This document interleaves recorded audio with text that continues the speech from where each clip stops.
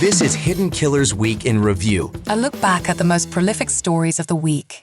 This is the Hidden Killers podcast with Tony Brueski. Featuring former FBI Special Agent and Chief of the Counterintelligence Behavioral Analysis Program, Robin Dreeke. Not everyone does the interrogation where they're screaming at the person and trying to get whatever they can. Others are doing exactly like you do, but our system allows for it. That's kind of the thing. It's allowed here. Other places, you can't. It's like that's just not allowed for every reason you just described. It doesn't necessarily produce good results or correct results.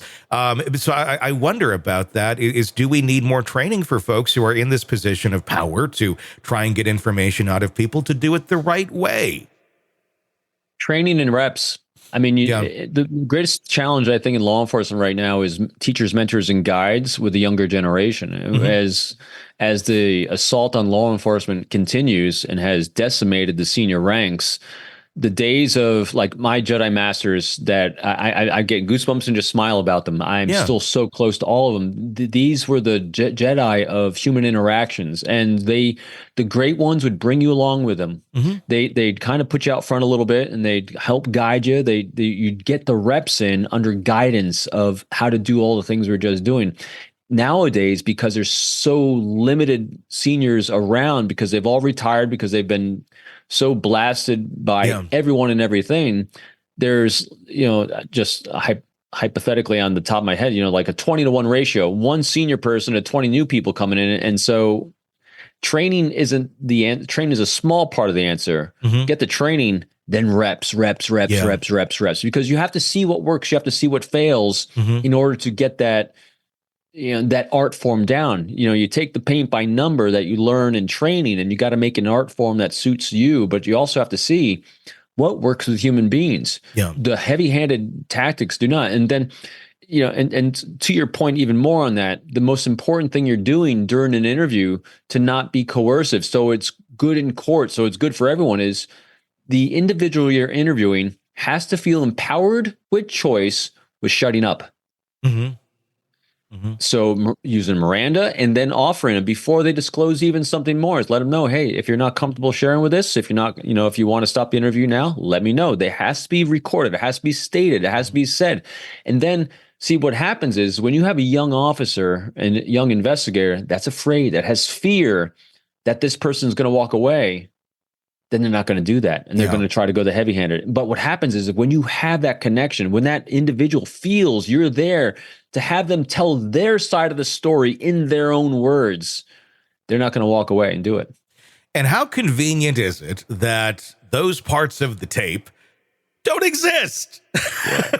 we don't have the Miranda rights on tape. We don't have the part of Richard Allen saying he has nothing to do with this. We only seem to have the parts where he admits to it under duress, but all the other parts, I mean, it's like they just edited the damn thing to fit their own narrative. And it's pretty clear that's what they did. And all the other evidence of all the other interviews they did with people, that just happens to be gone too. The DVR system doesn't work.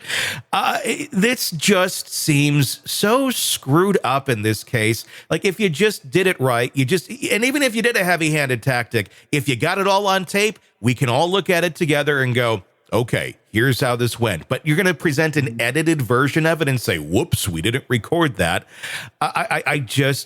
This just seems like such sloppy work, or somebody thinking they're doing the right thing because they got the guy, or they got the guy they think is the guy. And then they start to realize, oh God, maybe it's not that, but we went down this road so far and we don't want to be wrong.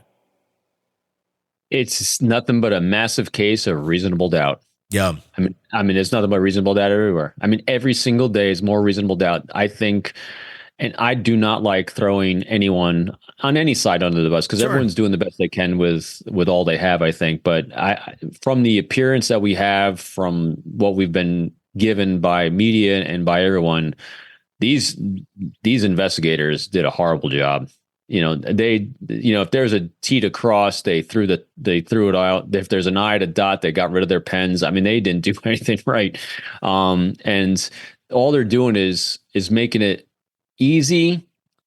Well, it's not easy, but how can you not have an acquittal? How can you not have a mistrial? How can you not have an appeal? How can you not have a jury sitting there with all of them saying There's nothing but reasonable doubt here.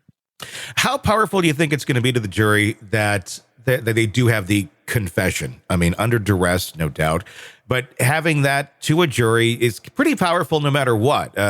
People are going to look at it, well, he confessed. Like, yeah, but... I think context is going to be important. It's going to come down to defense and how they lay out the context. I think it's going to be really incumbent upon them to lay out all the things that led up to that confession, how to, but including mental health and that it looks like, again, hypothesis here, that Richard Allen was going through at the time. I mean, when we're in a self-loathing kind of way as a human being, we tend to take on more or subject ourselves to more than we might necessarily have done. That's a small part of the whole. So let's take a look at this. Let's assume that Richard Allen confessed, as they said, and it's accurate. Okay. That is one part of the entire prosecution. And there's going to be a lot more reasonable doubt surrounding everything else. And there's still going to be an ability to have an appeal. There's still going to be reasonable doubt with the one person that's not going to believe the confession. That's what I mean. So even if it's accurate, even if it's real, even if it wasn't coerced, all these things in best case scenario for prosecution, since everything else around this one data point was really done poorly, I don't know if that one data point is going to be enough. Yeah, I mean, they're kind of resting on that. It's what it seems like. Until we get to trial, we're not going to know if there's other things here at play. True. So I don't know. We'll find out. But if that's it, okay, he said this. Prove he was there. Prove he did it. I mean, there's a lot of question there. One data point. That's what it is. Yeah. One. So remove that one data point and then look at the case. Yeah. Is there a case? It's just more questions than answers, but we'll find out soon if this thing does go to trial as it's supposed to in the coming weeks. Sick of the ads? We are too. Start listening with no commercials now and get access to all of our episodes in advance of everyone else. Become a True Crime Today Premium Plus subscriber on Apple Podcasts. Search True Crime Today Premium Plus on Apple Podcasts or go to our podcast page and sign up now. True Crime Today Premium Plus. Sign up now.